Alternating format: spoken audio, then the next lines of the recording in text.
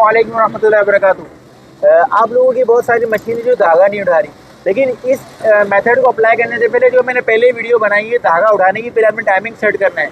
अगर timing set करने के बाद भी आपकी मशीन का धागा नहीं उठा रही, मैं आपको दिखाता हूँ किस तरह से। ये देखिए, ये मशीन है ना, ये धागा नहीं उठा रही, टाइमिंग सेट है इसका। टाइमिंग मैं आपको दिखाता हूँ, जिसे मैंने टाइमिंग बताया है इसी तरह टाइमिंग बिल्कुल सेट है इसका। उसके बावजूद ये मशीन धागा नहीं उठा रही। अब आपने क्या करना है, पहले आपने टाइमिंग चेक करना है। अगर टाइमिंग सेट नहीं है तो टाइमिंग सेट करना है, इस मेथड को अप्लाई नहीं करना। मैं वीडियो में दोबारा से बता रहा हूँ, वरना आपकी मशीन ख़राब हो जाएगी। टाइमिंग सेट करने के बाद आपने क्या करना है वो मैं आपको बताता हूँ। ये देखिए, आपने पेचकस को रखना है इस पोजीशन में और आपने हैमर से, हथौड़ी से हल्की सी चोट मारनी है, नीडल को हल्का सा दबाना है। अब देखिए, अब ये मशीन आपकी ठक करके धागा उठा लेगी।